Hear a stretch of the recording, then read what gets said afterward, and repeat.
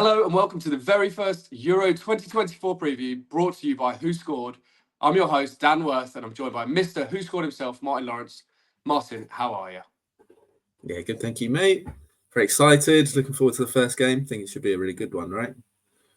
Yeah, definitely. I was saying to someone recently, I think earlier this week, like Germany and Scotland coming up first. It's like two of England's biggest rivals facing off in game one. Like for games that don't include England, I'd say that's got to be right up there in ones that an England fan would want to watch. So yeah, I'm super excited too. Yeah. I think it should be a good game. It should be a pretty tight game. Obviously, the hosts' favourites, but yeah, these games, these sort of opening games, are never easy. It's not to say they don't always go as expected, but I think a lot of the times they can be quite touchy. First half in particular, and I guess Scotland will be hoping for that, right? So yeah, it should be a good watch. Yeah, for sure, it should be indeed. Right, before we talk about Scotland and Germany and that opener, I want to put you on the spot very quickly and find out who you think is going to win this tournament. Yeah, it's just such a tough question. Like, I want to say no one, but the odds on no one winning is just going to be a bit too high, I think. But yeah, I've just got no strong fancy at all, really. Like flip-flopping between a few.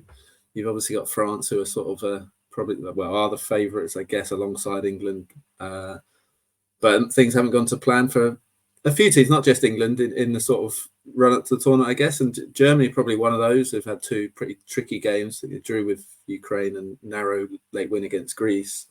But I do think they come into it in decent shape. They beat France and Netherlands, I think, in the sort of March friendlies.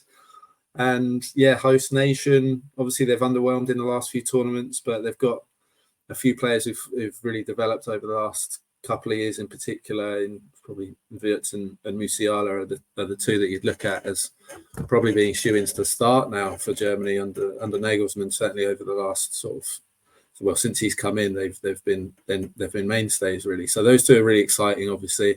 And I think just in these sort of short form knockout tournaments, defences are obviously really key. That's why I'm not confident in England at all. Germany's probably not the best defence, but certainly a solid one. You've got Rudiger there, and he'll be alongside Tar or Schlotterbeck, maybe the former. But I do think possibly they've just missed a trick in sort of omitting Mats Hummels. Probably would have been his last tournament, a home tournament. I think we saw in the Champions League that he's definitely still got it on the big stage. And just when you've got that ability to play two centre-back partners that play together at club level and have that natural understanding that they've developed and excelled basically in a knockout tournament already this season in Schlotterbeck and Hummels, I just think that's just an opportunity wasted. And I know that would mean sort of leaving out Rudiger, which would be a big shout. But I just think that's pretty invaluable. And it's something that not a lot of teams, certainly at international level, at the highest sort of elite teams, could call upon. So yeah, I would have gone for that. But obviously they've still got very, very good options all across the park. So yeah, maybe Germany are a bit of a fancy for me, but I wouldn't say they're a standout. But yeah. I'm not sure I like that you've used Germany as an opportunity to dig out England there. And also, obviously, with Tarkowski and Branthwaite, we could have had that too. We could have had exactly centre-back pairing, but trust in Southgate, maybe. Yeah, Germany looked good to me too, but the team, much like most of the other people that are posting about their fantasies on Twitter, that I'm going for Portugal. I think they've got a perfect balance between experience in the likes of like Ronaldo. I think they even called up Pepe in the end, didn't they? And then loads of youth too. And I think like loads of being said about how multiple teams are kind of, it's like a recycling phase. This is like the first big tournament where, you know, some teams have like got rid of all of the old guard and they're running with the youngsters. But I think Portugal have the best of both worlds. Like I mentioned Ronaldo, but I don't know how much he's going to play, what role he's going to play, whether he's going to get all the attention or whether he's just going to be a bit shunned. But I think the key player for me is Bruno Fernandes. Like Portugal obviously had a really, really strong qualification. I think they actually were 100% right in the end. And Fernandes had loads of input on that. I think he had a hand in 13 of 36 goals, 36 goals being the most of anyone, I'm pretty sure, that's qualified for this tournament. And obviously, you just look at his season for Man United in the Premier League, the most key passes of any player in that league. Like, I'm pretty sure for United, he basically tops any metric that I can think of right now. I'm pretty sure he's top of it for Man United. So he's had a season where he's almost carried a side. He probably won't have to carry as such for Portugal, but he is a big game player. Like, he definitely can do it on the big stage. So I do like Portugal, and I mean, I've just said Fernandes a million times. I really like Fernandes, but they also have loads of like really exciting youth players. Like, you've got João Neves, you've got Rafael Leao. Like, they have so much depth too, and that's even without talking about João Paulinho, who is obviously a massive favourite of WhoScored. Fulham's João Paulinho, they're one of our favourite teams. He's one of our favourite players, and I genuinely think he's one of the best CDMs on offer in this tournament. And he may not even start. Like, I think he probably will, but like, Portugal have so many options. Even the defense. Like, if he's protecting the defense, they have a really strong defense too. I don't know. I think Portugal look like a smart play. And I actually had a look on oddschecker earlier, and you can still get 7-1 on Portugal. That has shortened a little bit since some of the hype, but I don't know. It feels like a nice play. I'm kind of with you that I don't want to put all my eggs in one basket because no one is jumping off the page. But I think if I had to pick one, I'd be siding with Portugal, particularly at 7-1. They look like they could be a shrewd play to me. But anyway, thanks for your pick there. Let's jump into the Germany versus Scotland game then, the opener. You've kind of spoken a fair bit about Germany, and obviously you're relatively keen on them to win. So let's have a look at Scotland then. We'll look at the preview on WhoScored. I believe it's loading. Yeah, there we go. And the first thing that jumps out to me, and I'm hoping you can kind of delve into this, Martin, is that the likes of McTominay, McGinn, Robertson, they're not necessarily in the positions that we're used to seeing them play in the Premier League. Is it? Well, do you know why that is, or have you got any thoughts on that? Yeah, so Steve Clarke's not been shy to sort of move players around, and certainly to try and get the best personnel into the 11, and that's been the struggle for Scotland for a while now. I guess they've had a lot of players that play similar positions that you'd want to sort of shoehorn in, and even left back Robertson and Tierney was the sort of big, like, both of them have to play really, or traditionally at least. Tierney's obviously sort of maybe regressed a little bit, but still likely to play that sort of left-sided role, the back three, sort of to accommodate for Robertson. But even someone like Hickey, who's obviously not made the tournament, pretty sure he's naturally a left back who sort of ends up playing right back for both club and country. But yeah, obviously they play McTominay and McGinn in pretty advanced roles. McTominay's had to play centre back previously, but he's found this sort of new berth in the international side as their sort of goal scoring midfielder, and how sustainable that is, I don't know. But I'd say even their club managers have maybe taken a look at what Scotland have done in some cases, certainly in the cases of McGinn and McTominay, and at times look to utilise their sort of attacking assets more. Obviously, McTominay is a good sort of physical threat. So yeah, I'm not saying Steve Clarke's influencing Unai Emery, but yeah, maybe he did with Gerrard, and that's when it started. But McGinn and McTominay are a decent outlet for goals. You just worry about them, I guess, in terms of that number 9, that goal getter, which I'm not really sure they've had for decades, let alone years. So yeah, it'll be a tough one. Yeah, I genuinely, no one jumps off the page to me. It's like, if you would say, when was the last time Scotland had like an out-and-out striker that's going to score multiple goals in a tournament? Yeah, I don't know. Maybe I'm too young, but if you can't do it either, then we must be going back years. Exposing my age. Yeah, yeah. Ali McCoist. That's the one. Ali McCoist. Who's that? No, I'm joking.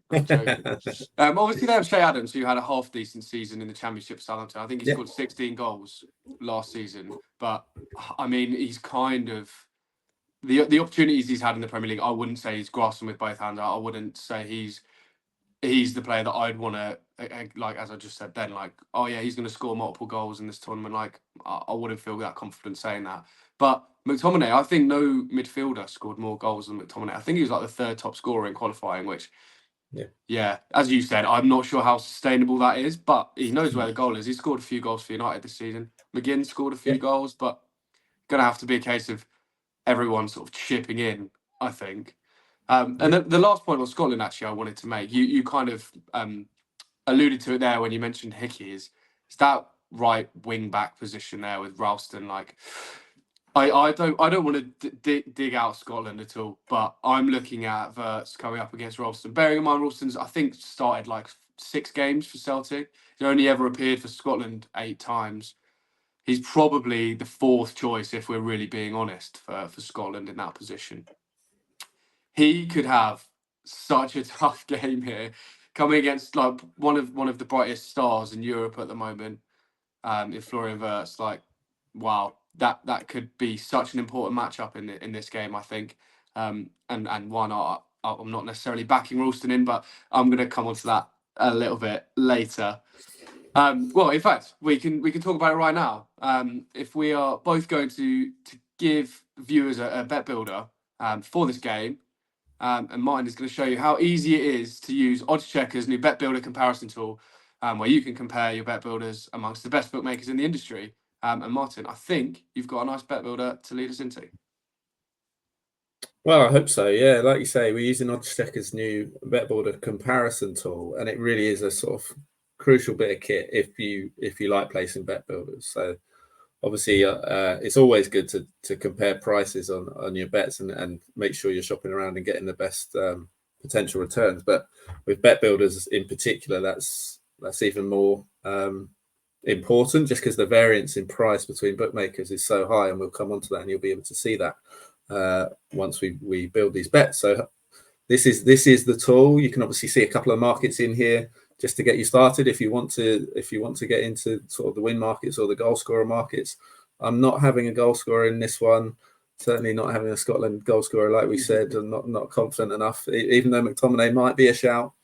And even Germany, like obviously Havertz probably leading the line, but even they are a team that's likely to be sharing the goals around rather than that's the guy I'm going to pick to score in this game type thing. I am going to go with Germany to win, even though I have said it's not an easy opener. Openers never are, but Scotland are a decent side now, qualified very, very well through a tough group themselves with Spain and Norway. So they were one of the first teams to qualify for the tournament. So this isn't an easy game, but I do think Germany will edge it. Maybe it'll take till second half to make that breakthrough. But I'm going to go with Germany to win to start my bet with a relatively sort of low price, and then I'm going to build. So we're going to go in with a player to be carded and a player very close to my heart. We've got to go Super John McGinn with this one. I think everybody knows sort of John McGinn's character and the sort of presence that he is in midfield. He obviously captain for Villa, so he likes to set the tone. Certainly in big games like this, he'll be very pumped. There's an interesting development actually that's come out around sort of teams being told that players can't speak to the ref, or only the captains can go up to the ref, and anyone who's sort of showing dissent will be carded very quickly. And I think that one interesting thing here is that might be a bit of an adjustment for club captains who are used to being able to go, which is why I fear for Bruno Fernandes, given you talked about it. I fear for him in this tournament. But even someone like McGinn, who's used to being able to just sort of say what he likes, not say what he likes to the ref, but certainly be in his ear. Not the case now. So even that element comes into it. He was booked 9 times for Villa in the league last season and got a red card. So he is involved, a player that's involved in a lot of things, and cards can be one of those things. So I'm going to go for John McGinn to be carded. Obviously, there's going to be a lot of work for that Scotland midfield to get through. And my last market, we touched on him in the preview section. I'm going to go for a player fouls bet, and I am going to go for Anthony Ralston. Like you said, not very experienced at this level, and you touched on it. He's going to have this tricky assignment. If he's coming up against Florian Wirtz from the start, which he's probably likely to, Germany's attack's going to be relatively fluid. We could see Musiala swap sides every now and again, and if those two are the two that start, we could even see Leroy Sané off the bench, and that is not a player that I would fancy facing off the bench fresh for the last sort of half an hour of the game. So Ralston's a player who's going to have a bit to prove, I guess. There are going to be people like ourselves, who pinpoint him as a potential weak point in this game. So he's going to have a bit to prove, and he'll want to make his mark and show that he's not a pushover. So I'm going to go for 2+ fouls for Anthony Ralston. Now we can see in the tool that the best odds for that bet, 17.72 to 1. If we click compare, we'll see that's with Paddy Power. And we can see the same bet is available for as little as 11 to 1 on the market. So a big difference in returns if you do win. So yeah, that's my bet. I'll let you take the reins, Dan. I will clear my selections. Nice. Well, I was just going to say, actually, with Paddy Power being the best price in your one, I'm pretty sure that you'll still benefit from their super sub offer as well. So if McGinn has to come off for some reason, you'll get whoever comes in. And like, I mean, I'm going to use my rationale here that I'm about to use, but like whoever comes on for McGinn is going to have a pretty tough job with the Germany midfield. So like, you know, the bet's still got a half chance of landing if he does get taken off. But so I'm actually starting in the same position as you, Martin. I'm going with Germany to win, as you already mentioned. Like, it's not a huge price, but I think I think it's just the outcome that is going to happen here. So I'm pretty confident. Germany is a nice starting point. You've gone for the fouls market with Ralston. I'm actually going to kind of go the other way, and I'm going to say that Wirtz is going to get the better of Ralston by getting past him and providing an assist. So I'm going for over 0.5 assists for Florian Wirtz. As I already mentioned earlier, he's one of the brightest young stars in Europe at the moment. 11 assists in the Bundesliga. He topped the charts in the Bundesliga for key passes from open play. So like, I think his credentials from this season are strong enough, let alone coming up against an inexperienced right wing back. I can just hope and vision it now that skips past Ralston, lays it back. Havertz is there waiting, or any of the plethora of talent that they've got is waiting on the edge of the box to win that bet for me. And my final pick is in the cards market again. I was actually thinking about John McGinn, and you're very right with the point that you make about the descent changes. But I'm actually going to go for Scott McTominay. He's a little bit longer in this market, so it takes it up to 14 to 1, I believe. But I don't really have any stats, actually. I just think Scott McTominay, he loves to get stuck in. He'll probably be feeling a bit of pressure as well to do some of the legwork in attack. And I can just see him getting stretched, making some lazy tackles, or maybe not lazy, tired tackles as things go on. And yeah, we've mentioned it before. Like the Germany midfield is so strong; he's going to have such a tough task. Yeah, one bad tackle or even some dissent, and we could get a booking there. So yeah, we got Bet365 as the best price here, 14 to 1, but it is as short as 8 to 1 in this market. So again, that shows just how important using this tool is. That variance is pretty big. It's pretty big. So yeah, one actually, the other thing I was going to say, not only is the variance big, but I noticed from you doing it for me here, Martin, it's pretty easy to use this tool, and didn't take you very long to find this comparison. It's worth saying as well. Obviously, you see all the prices here. These are click outs. So when you click on the odds for the bookmaker that you want to bet on, and obviously you don't need to bet on the best price, you might want to bet on the bookie that you've got an account with. So when you click on their sort of odds button, it populates the bet slip on that bookmaker site. So the journey is complete, really. So we're really taking a lot of the effort out for you to get to the best price. Yeah, absolutely. Super important that you use this, because if this bet does come in and you're not on that best price, you're losing out, and this tool just lets you win bigger if you do win. So yeah, seriously, can't talk highly enough of this tool. Make sure you are using it if you are placing bet builders. At the same time, do gamble responsibly here. But yeah, if you are placing a bet, make sure you use it. That kind of brings us to the end. So I just want to say thanks very much for joining us, Martin. It was very fun. I'm glad we're both as excited as each other for the opening game of Euro 2024. I did also want to quickly mention that as much as the Bet Builder tool is amazing, oddschecker are also giving away thousands of pounds worth of Amazon vouchers during this Euros in their free-to-play Bet Bingo game, which runs for every England match of the group stages. All you need to do is sign up to oddschecker, which is completely free. It's free to play. You'll get a bingo card with some betting outcomes from the England games, and then you can win loads of Amazon vouchers. So check that out by oddschecker. Check out WhoScored for all the stats needs. We got full coverage of every game of Euro 2024, so you don't want to miss that. But yeah, bet responsibly and enjoy all of the action. And thanks again, Martin, for joining us. Cheers. Cheers, Dan.